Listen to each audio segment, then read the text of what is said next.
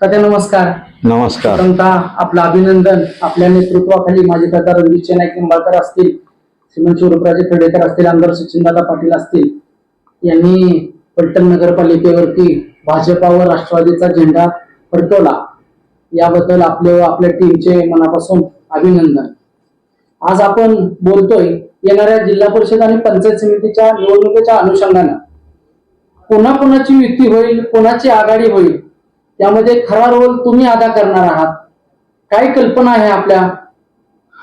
प्रथमतः फलटण नगरपालिकेच्या निवडणुकीमध्ये भाजप आणि राष्ट्रवादी अजित पवार गटाला फलटणकरांनी जे भरभरून प्रेम दिलं आणि 25-30 वर्षाची एक हत्ती असलेली सत्ता बदलून हे फलटण शहरासाठी एक नवं पर्व चालू केलं, त्याबद्दल फलटणवासियांना प्रथमतः मी धन्यवाद देतो, त्यांचे मनपूर्वक आभार मानतो. यानंतर जिल्हा परिषद पंचायत समितीच्या निवडणुका कोणत्याही क्षणी लागण्याची शक्यता आहे. या निवडणुकीमध्ये सुद्धा माझी एक महत्त्वपूर्ण भूमिका असणार आहे.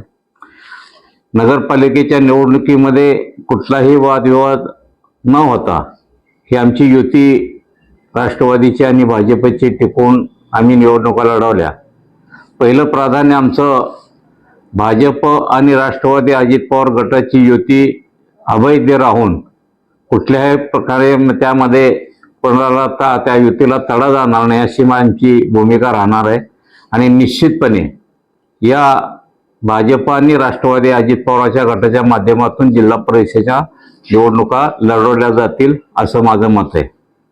तरी सातारा जिल्ह्यात आपण आता जर महानगरपालिकांच्या राज्यातील निवडणुकांचं जर चित्र आपण जर पाहिलं तर कुठली युती कशीही आणि कसल्या प्रकारच्या युत्या झाल्या ते तुम्हाला माहिती आहे, मला माहिती आहे. म्हणजे त्याप्रमाणे होऊ नये असं मला वाटतं. तरीही जिल्हा परिषद आणि पंचायत समितीच्या निवडणुकीत कुणाशी कशी युती होईल, वरिष्ठ पातळी होईल, हे आज सांगणं शक्य नाही. प्रत्येक जिल्ह्यात प्रत्येक पक्षाची भूमिका वेगळी असेल असं मला वाटतं. त्यामध्ये कदाचित राष्ट्रवादी दोन्ही पुणे महानगरपालिकेत एक आले तशाच जिल्ह्यात एकत्र येण्याची शक्यता नाकारता येत नाही. कदाचित शिंदे शिवसेना भाजपची युती होण्याची शक्यताही नाकारता येत नाही. म्हणजे माझ्या माहितीप्रमाणे निवडणुका लागल्यानंतरच या युतीचं चित्र स्पष्ट होईल. पण काही झालं तरी येणारी जिल्हा परिषद पंचायत समितीची निवडणूक ही आम्ही आपले माजी खासदार रणजितसिंह नाईक निंबाळकर आणि विद्यमान आमदार सचिन पाटील, राष्ट्रवादीचे अध्यक्ष स्वरूपराजे खेडेकर, हे सर्व मिळून वरिष्ठ नेते यांना एकत्र ठेवून आणि यामध्ये कुठल्याही प्रकारे आपल्या युतीला तडा जाणार नाही आणि फलटणच्या राजकारणामध्ये आहे ती स्थिती कायम राहील अशा उद्देशानं सर्वांना एकत्र ठेवण्याचं काम मी करणार आहे. आणि निश्चितपणे त्यामध्ये मला यश येईल, त्यामध्ये कुठलीही अडचण वाटत नाही. आणि कशीही युती झाली कुठलीही युती झाली तरी या जिल्हा परिषद पंचायत समितीच्या निवडणुकीमध्ये फलटण तालुक्यातील लोकांची जर आजची परिस्थिती आणि त्यांनी मनावर घेतलेलं परिवर्तन याचा जर आपण विचार केला तर मग गेल्या विधानसभेपासून ह्या परिवर्तनाची लाट फलटण तालुक्यात तयार झाली.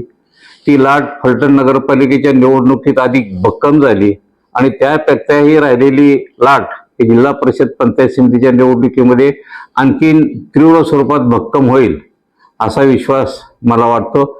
आणि 100% या जिल्हा परिषद पंचायत समितीच्या निवडणुकीमध्ये आम्ही घवघवीत यश मिळवून पंचायत समिती आणि जिल्हा परिषदेवर आमचा भाजप आणि राष्ट्रवादी अजित पवार गटाचा किंवा त्यावेळेला तत्कालीन पुढे भविष्यात कुठल्या युती होते कुठल्या युतीच्या माध्यमातून पण आम्ही आमचा झेंडा लावल्याशिवाय राहणार नाही.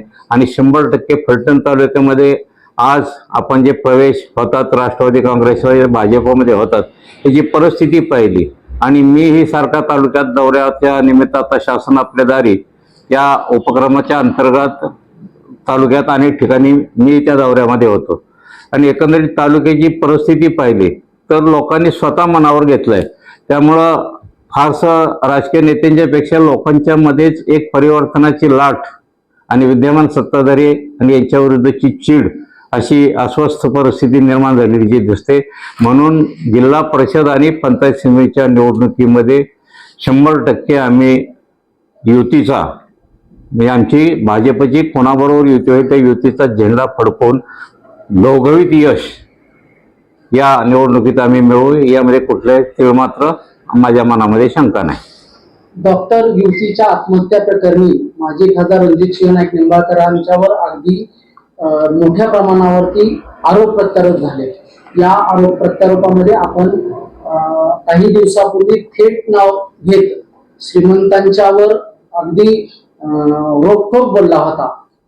त्यानंतर माजी सभापती श्रीमंत रामराजे नाईक निंबाळकर यांनी तुम्हाला साखरवाडीमध्ये एकेरी उल्लेख करीत तुला सुरवडीत येऊन मिळवेल असा दम भरला होता. याबाबत आपण काय सांगा? आता मला साखरवाडीच्या सभेमध्ये सगळ्या युट्यूब चॅनलवरती सगळ्यामध्ये त्यांनी दम दिला होता. इथंच काय फलटणमध्येच काय पण सुरळीत येऊन लोळवेल अशा प्रकारचा दम दिला होता हे सर्व तालुक्याला माहीत आहे. पण या फलटण नगरपालिकेच्या निवडणुकीच्या निमित्तानं याच प्रल्हाद पाटलांनी फलटणमध्ये येऊन रामराजांना फलटण नगरपालिकेच्या निवडणुकीत लोळवलं. याच्यापेक्षा आणखीन विशेष वेगळं सांगायची काय गरज नाही.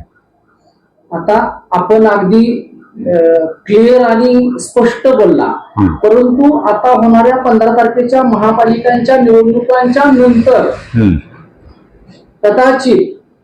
कदाचित म्हणण्यापेक्षा 99% शिवसेना एकनाथ शिंदे गट आणि भाजपा सातारा जिल्ह्यामध्ये एकत्र निवडणुका स्थानिक स्वराज्य संस्थांच्या निवडणुका लढवेल.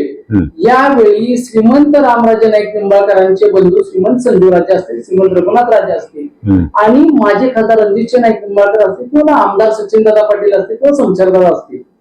मग जर भाजप आणि सेनेची जर युती झाली तर यावेळी तुमची ज्येष्ठ नेते म्हणून श्रीमंत रामराजांना काही सूचना राहतील आणि माजी खासदार रणजितसिंहांना काय मार्गदर्शन राहील?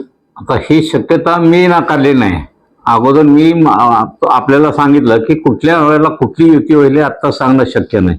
तुम्ही म्हणता तशी शिवसेना आणि भाजपची युती झाली तर मला वाटतंय जिल्ह्यात युती जरी झाली तरी प्रत्येक तालुक्याची परिस्थिती ही वेगळी असणार आहे असं मला वाटतं.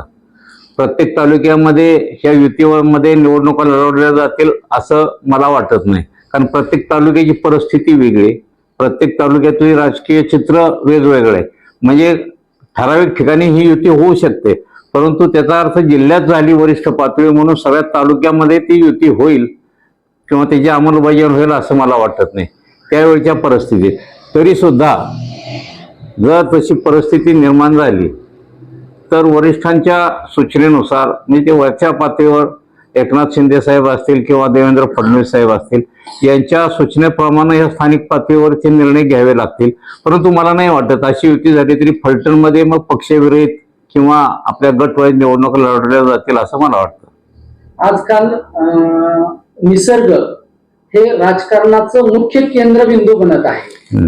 या केंद्रबिंदूमध्ये भविष्यामध्ये श्रीमंत रामराजे नाईक निंबाळकर आणि माजी खासदार रणजितसिंह नाईक निंबाळकर यांचा राजकीय मिलाप ज्येष्ठ नेते प्रल्हादराव साळुंखे पाटील या निसर्गाच्या सानिध्यात करतील का असं आज तरी मला वाटत नाही.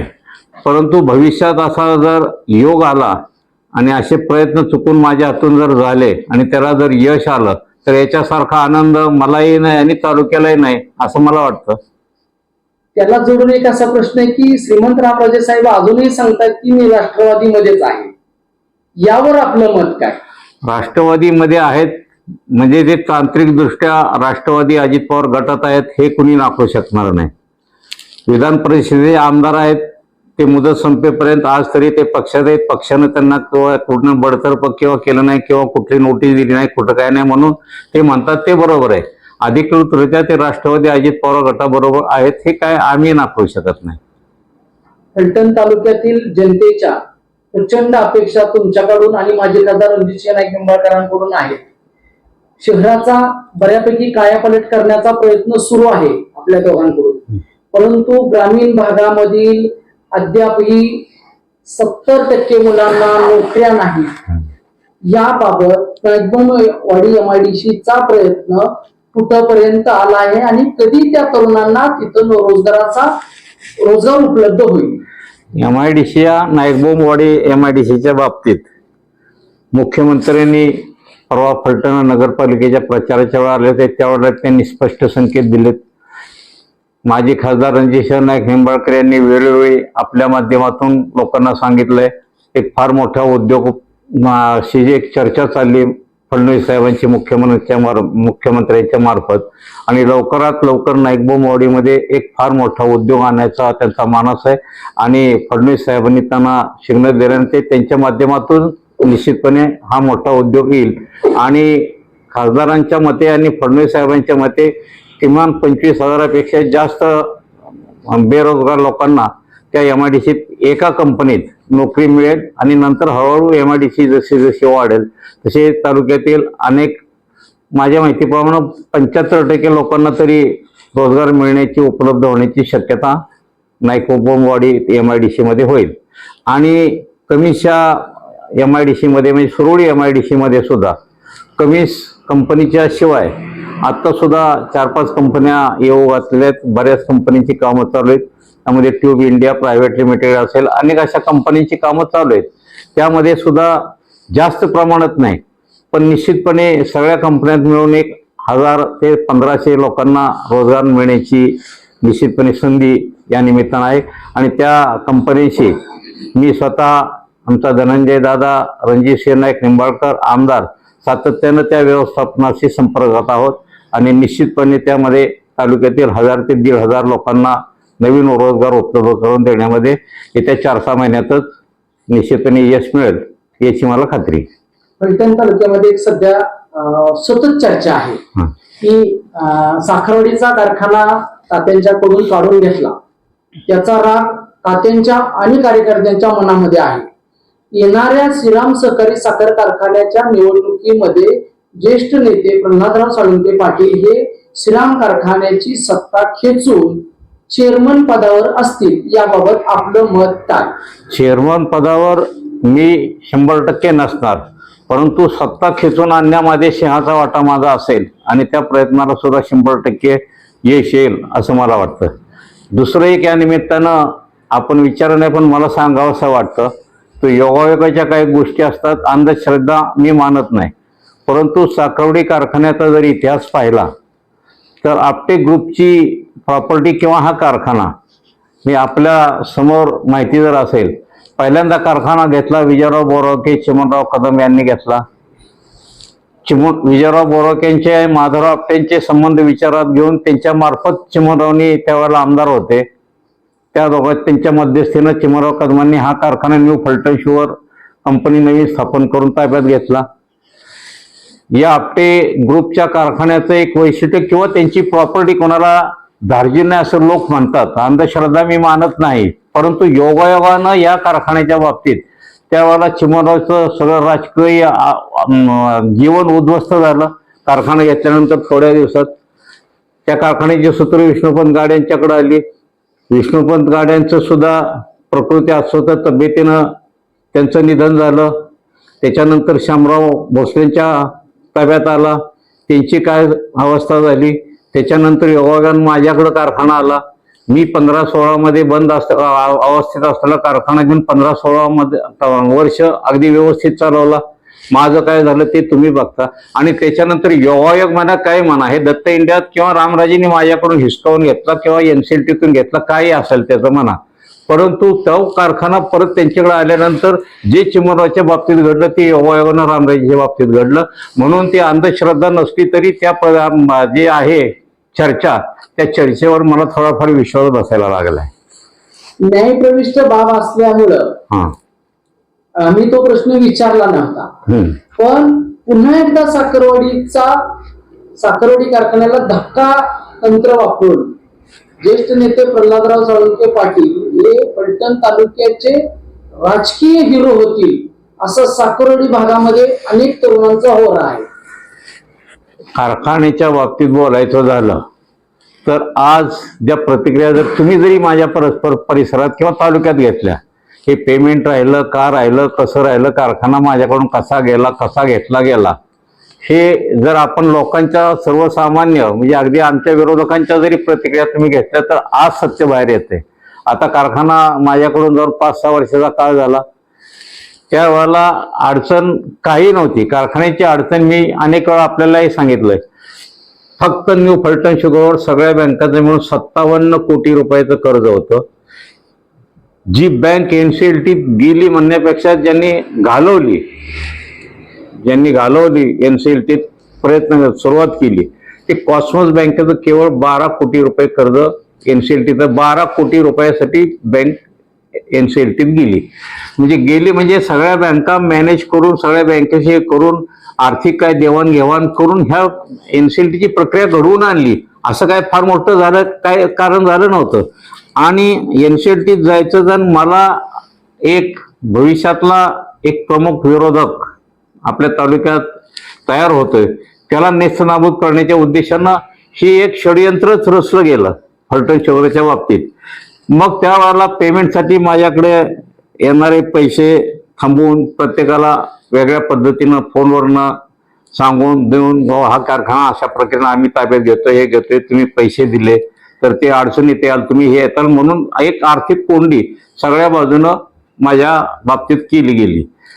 उदाहरणार्थ मी यशवंत खराटे यांच्याकडे पैसे मागितले, मला द्यायची तयारी झाली आणि मग त्यांना फोन लगेच करून सांगितलं की हे असं असं तुम्ही अडकाल. खराट मी एका पार्टीनं थांबवलं. थोडक्यात मी दुसऱ्या पार्टीकडे गेलो. माझे अधिक चांगले गुडविल मध्ये संबंध होते आणि मला एका वेळी 50-50, 60-60 कोटी रुपये देणाऱ्या कंपन्या माझ्या हातात होत्या आणि बँकेच्या कर्जाशिवाय असे खाजगी माध्यमातून पैसे घेऊनच मी 15-16 वर्ष कारखाना चालवत होतो. त्यावेळेला दुसऱ्या पार्टीकडे मी गेलो. दुसऱ्या पार्टीकडे गेलो की ती दुसरी पार्टी परत मला म्हणायची की त्यांनी सांगायचं की त्या पार्टीचं की पहिली कंपनी गेले 5-7 वर्षापासून 10 वर्षापासून न्यू फलटणला पैसे देते आणि मग आता त्यांनी का नाकारलं, एक संशयाचं भूत निर्माण केलं गेलं आणि त्यामुळं एक विशिष्ट परिस्थिती निर्माण केली. तशी काय निर्माण झाली नव्हती. माझ्या माहितीप्रमाणे अरविंद मेहता आपले ज्येष्ठ पत्रकार साक्षीदार आहेत आणि अनेक पत्रकार साखळीच्या ऑफिसमध्ये त्यावेळेला बसले होते. तर माझ्याकडे पैसे येणार त्या दिवशी मी स्पीकर फोनवर लँडलाईनवरनं फोन लावून त्या पार्टीशी बोललो होतो आणि दुसऱ्या दिवशी ते पैसे पाठवणारे पैसे अचानकपणे पैसे द्यायची थांबले आणि हे पत्रकारांच्या समोर झालेले. त्याला अरविंद मेहता आणखीन आता मला नाव आठवत नाहीत पण 4-5 पत्रकार होते आणि त्यांच्या समोर मी असं बोललो होतो त्या पार्टीशी उद्या येणार आणि त्या पार्टीला मी सगळं त्या पत्रकारांच्या देखत विचारलं होतं. प्रेस कॉन्फरन्स चालली, प्रेस कॉन्फरन्समध्ये मी पेमेंट वसाचं होईल वगैरे सांगू. तर त्या देखतच सांगितलं हे सगळे पत्रकारांनी ऐकलं होतं तिथं. म्हणजे हे एक षडयंत्र रचलं गेलं आणि पैसे देणाऱ्यांना असे वेगवेगळ्या प्रकारची भीती घालून हा एकंदरीत एक उद्देशच होता की कसल्याही परिस्थितीत आर्थिक कोंडी माझी केली गेली आणि त्यामुळं हे घरात न घडणाऱ्या गोष्टी घडल्या. ठीक आहे, मी त्याला दोष देत नाही तिथं, पण त्याचं प्रायश्चित सुद्धा आता भोगावं लागलं असं मला वाटतं. धन्यवाद.